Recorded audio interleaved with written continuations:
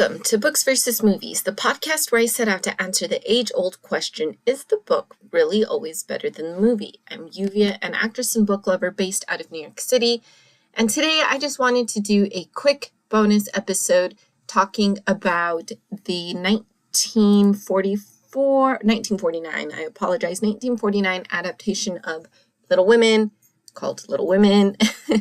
And yeah, I found this adaptation on Tubi, and I gave it a watch, and so I wanted to do just a quick bonus episode talking about the film and the book. And the reason this isn't a full episode is because if you will remember in my full episode in which I talked about the 2019 adaptation versus the book, I did say that while I enjoyed rereading the book the second time around, I enjoyed it a lot more. I just appreciated the story a lot more in general.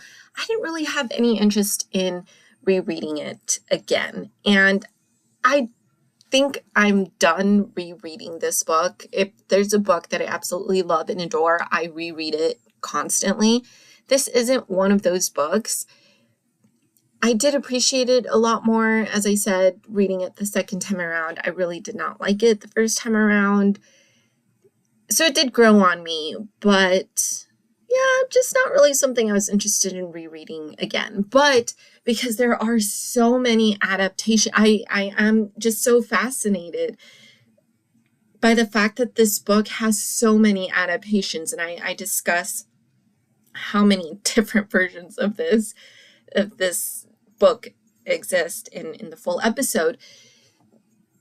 So yeah, I'm not opposed to continuing to check out the different adaptations and just see the different interpretations of this story and kind of try to figure out what is so beloved about it. And I mean, hi buddy. Thanks for that. Thanks for telling the world that you're here with me. We got you, buddy. Thanks. Okay. Zoomy attack. Okay. He got the zoomy, so let's see if we can calm him down. So, yeah.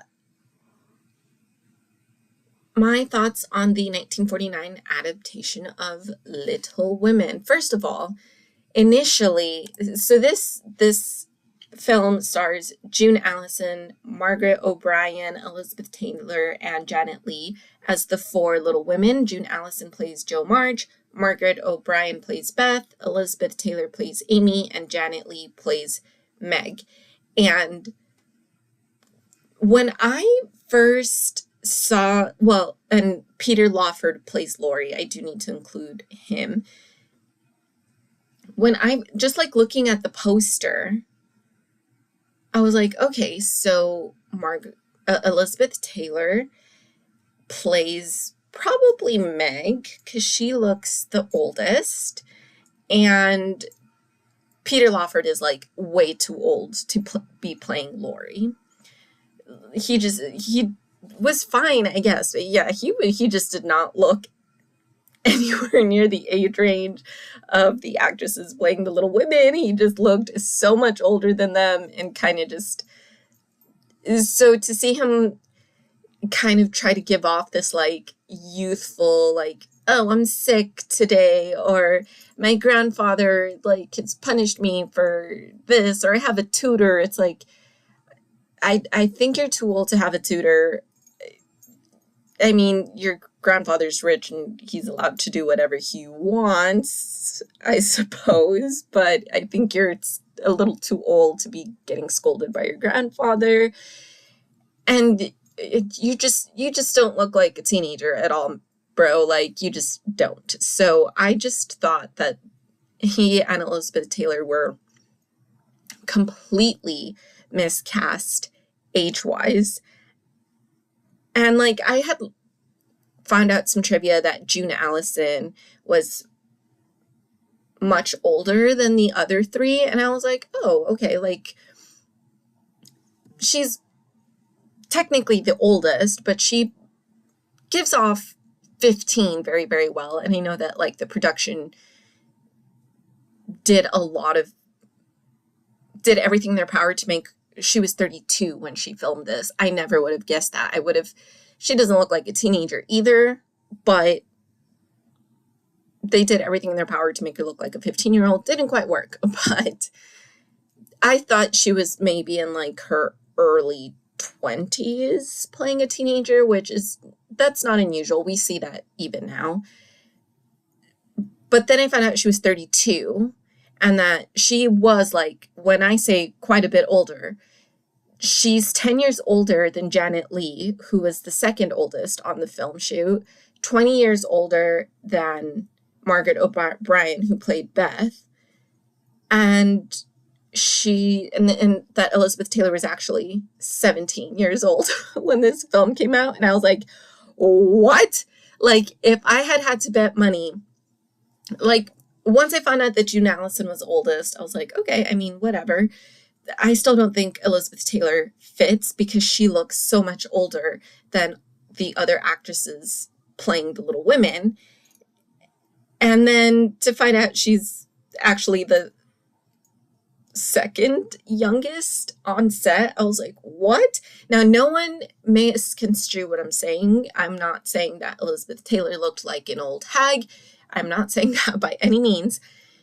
Elizabeth Taylor was a beautiful woman. I am not denying that, but she is just one of those women that even at the age of 17 just looked much more mature for her age. And even though she was in the right age, right, she wasn't necessarily in the right age range for young Amy, which is fine because they switched Beth and Amy around in this adaptation. So Beth is the oldest one. Beth is the youngest one, and Amy is the second youngest. Because they really wanted to cast Margaret O'Brien in the role of Beth. She was around 12 years old. So yeah, they had to like make Beth the youngest in this adaptation.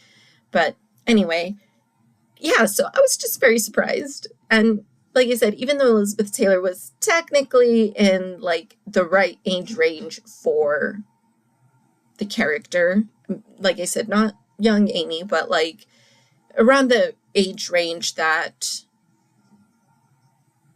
Jo and Meg start off in the book, like she also just didn't give off like she was 17. She just also presented herself a lot more mature, like a mature young lady in her late 20s, maybe, trying to play a girl who was like 14 or 13.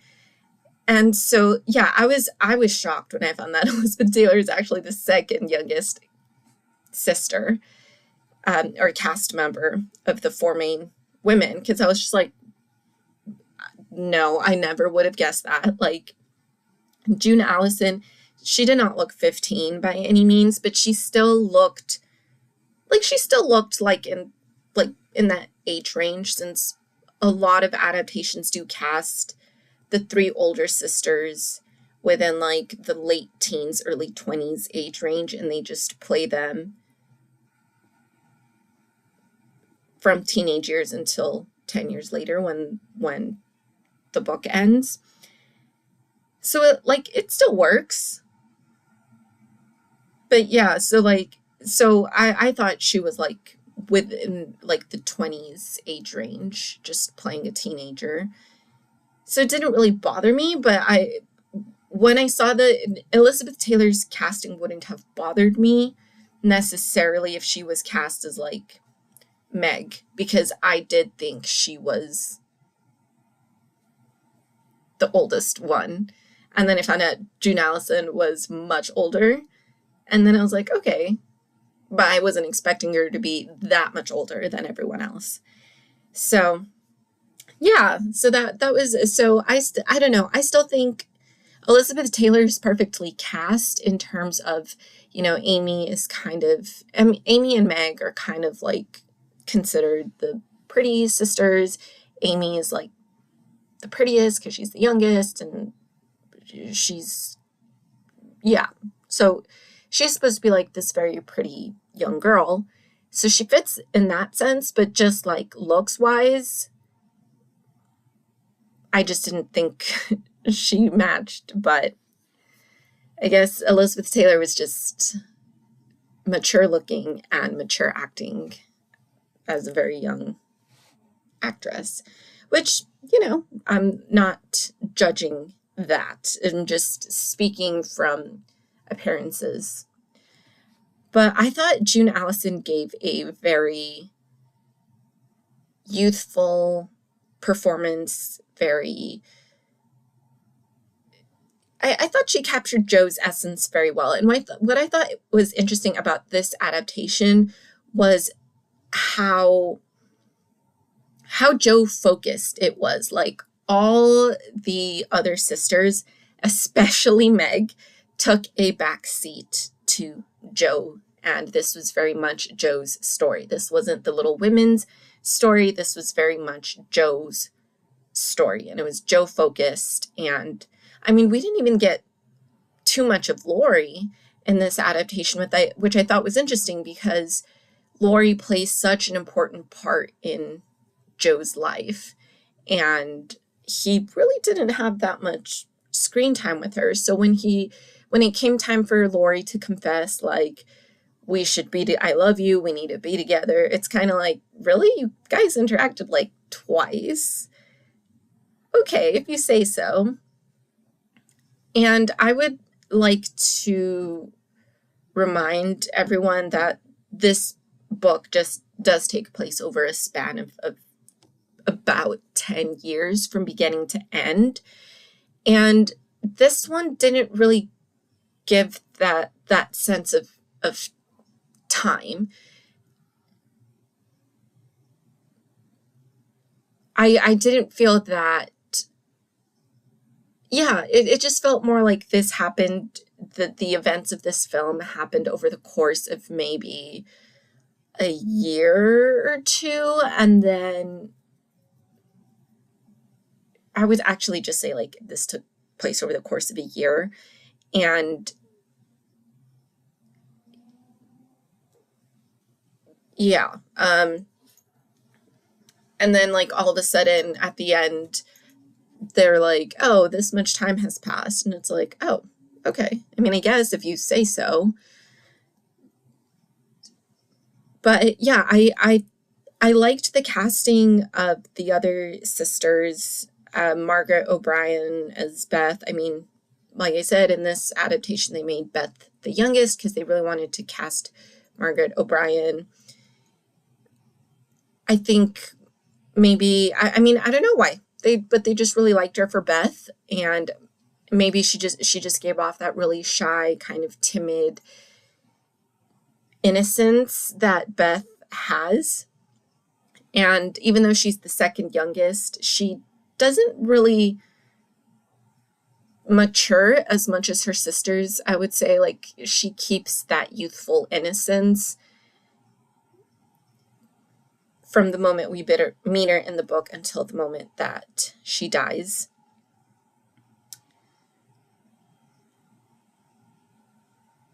I really like Janet Leigh's casting as Meg. I thought Meg is, like I said, Meg and Amy are kind of like the beautiful ones.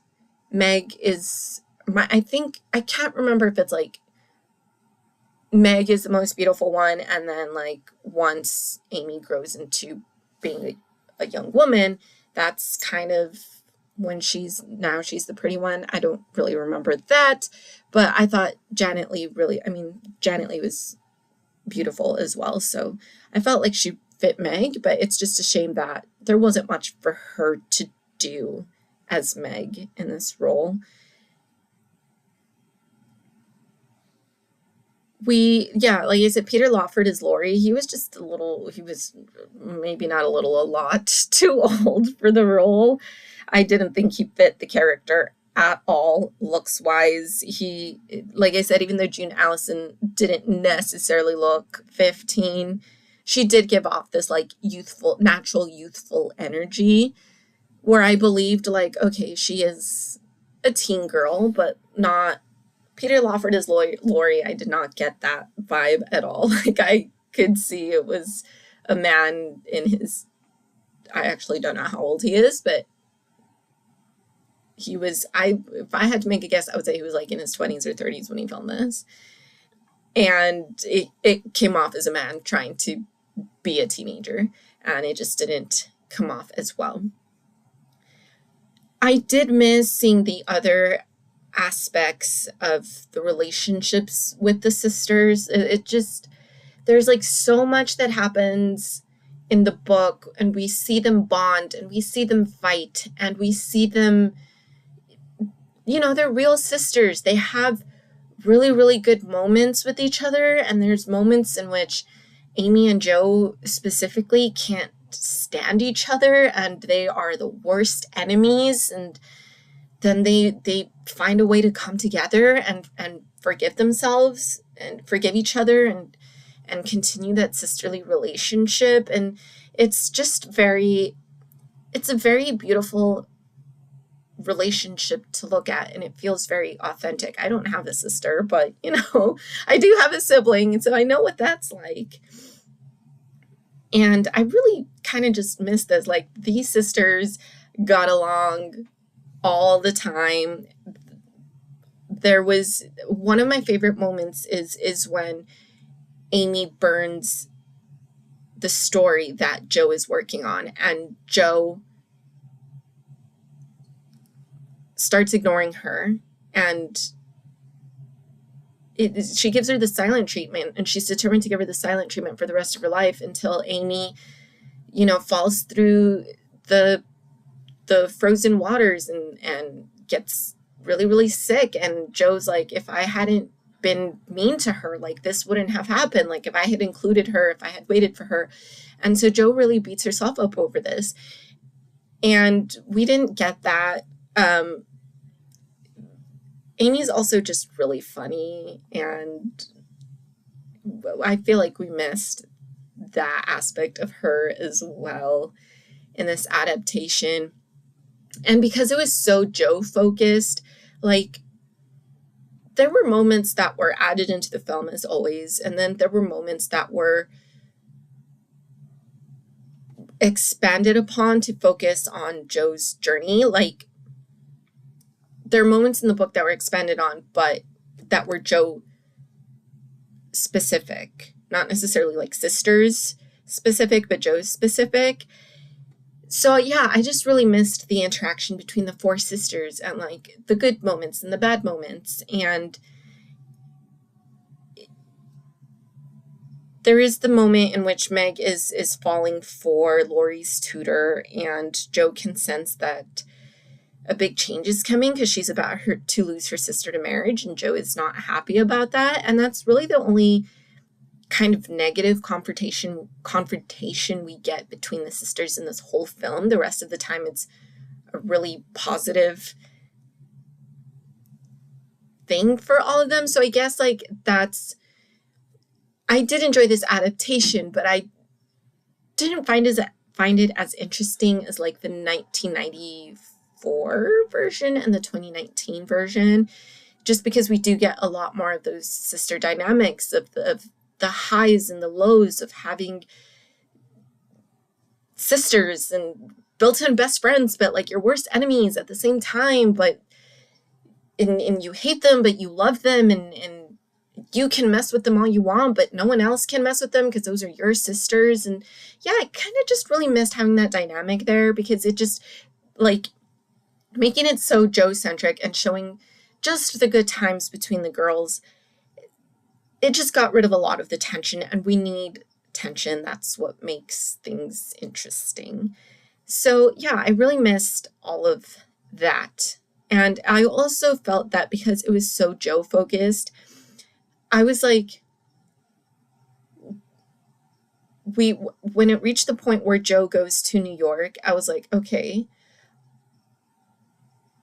Meg is married now, but we haven't really gone into like Meg's storyline, and we haven't really seen if you'll remember in the book, Beth gets scarlet fever, and because Amy's the youngest sister, she gets sent off to live with Aunt March. And so she develops a close relationship with Aunt March, which is the relationship that Jo used to have with her. And so this starts causing for Amy to get kind of a lot of the things that Jo wanted. Amy starts getting because of her relationship with Aunt March, and just the fact that she's more ladylike and well-behaved, and Jo is like outspoken and not, and you know, that's deemed very masculine during this time. So like all of that hadn't happened. Beth hadn't passed away. We hadn't even really gotten any indication that she never fully healed, that she was like sickly for the rest of her life after getting the scarlet fever. And I was like, when Jo goes to New York, there's still like quite a bit of story left, but there's also a lot that still needs to happen. And so I like happened to look at how much time was left, and there was only like 20 minutes left. And so Beth's death, Amy going to Paris with Aunt March and falling in love with Laurie and them getting married. This all just happens off screen and we're told about it. We're not shown. And yeah, all of that was just crammed at the very, very end. So it just seemed like kind of slow paced, and then just everything crammed at the end. And yeah, that kind of just took the enjoyment away from me, because I mean, I think it is important to have this beautiful relationship with the sisters. In addition, we meet Professor Bhaer, and Professor Bhaer is a German professor. He's quite a bit older than Jo, and in this one, I guess they're about the same age, meaning I think the actor was about the same age as June Allyson was in reality. So the age gap didn't really reflect.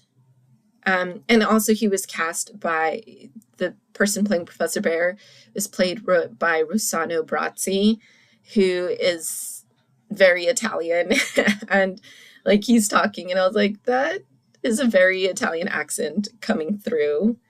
So I kind of wish, like, if they were, since this man is very Italian and he had a very Italian accent, I kind of wish they had just changed Professor Bhaer to not being a German professor and just making him Italian instead. Like, whatever, make that change. Yeah, so I mean, that didn't really bother me. I was just like, this man is just, he just has a very obvious Italian. He speaks with a very obvious Italian accent. Like I said, his casting didn't necessarily bother me, but I just wish they had changed that, because it's like, well, I know this man is supposed to be German, but he's very clearly not speaking with a German accent. But so I just like wish they had just made that change. Very minor, just to explain the accent away. But overall, I will say, if I had to pick a winner, I'm not going to get into like star ratings. This is not an official episode. I just wanted to talk about Little Women since I did see this adaptation. And if I had to pick, I would definitely pick the book. Like I said, I just missed the dynamics of the sisters, the good and the bad. And I missed the Laurie and Jo relationship. Like, I didn't realize how much I missed it until I was like, there really wasn't a relationship between the two of them. And that's like one of the best parts, is their friendship and how special it is and how heartbreaking it is for Laurie to be in love with his best friend and just his friend not feeling the same way back. So yeah, I really missed those dynamics. I missed a lot of, I just wish there had been more of a focus on the sisters as opposed to Joe. And some of the changes they made, I mean, it showed like some moments between the sisters, but there was like so many good moments already written into the story. So I just wish they had kept those instead of adding other stuff just to show like, look at these little women and how great they are. And then we don't really, like, they don't really get expanded upon. So, and mind you, this film is already 2 hours, and this is a hefty, hefty book. I know you cannot include everything that is in this book into a 2-hour film, and that applied even for like the Greta Gerwig version. But I feel like from what I remember, the 1994 version and the Greta Gerwig one, Greta Gerwig did make changes to the script, as always, and everything, but she still included a lot of what happened in the book into the movie. And the same thing with, from what I remember, it's been a while since I've seen the 1994 version, but from what I remember, that one fit quite a lot in there too. And they're also both about 2 hours long. So it's just a matter of like choosing the most important moments of the book and including those and yeah, just anyway. So I would have to say I would choose the book over this particular adaptation. I think it's worth watching just because there is something special about watching films made in the 30s, 40s, and 50s, just because like everything is practical. There's no like any effects. They're all practical effects. All the sets are built. There's no CGI to be found anywhere. It's just, I didn't, there was just something really nostalgic watching it for me. I really enjoy watching classic films just in general. And I think there's plenty of films now, obviously, that are really, really great and focus on the storytelling. And there are plenty of films from back in the day that are really awful, that are like classic films that are like just like really, really awful. Orlando and I watched one recently called The Disembodied, and that came out in the 50s, I think, and that was just awful. So I'm definitely not saying like classic films are always superior, because even in this, if I were to compare this adaptation to the 2019 adaptation, I would still choose the 2019 adaptation and the 1994 adaptation over this one. But there is still something really, really special about watching classic films. So I would recommend watching this film to see the classic aspect of it, just to see the movie magic when it was movie magic. And yeah, I mean, the acting, the storyline is still really good. It's just, I just think there are better adaptations out there. And I would prefer to read the book than watch this adaptation again. But I am glad that I saw this adaptation. And I do still recommend people check it out, even if it is just once, because there is something just special about films made during this time. And this was by no means a bad film. I wouldn't recommend a bad film I might, if it's like worth checking out because it's so bad it's good or whatever, but like I wouldn't recommend like The Disembodied, for example. You can skip that one. Unless you want to, still see movie magic and done in not a good way. But anyway, that is it for this episode. Tune in next time.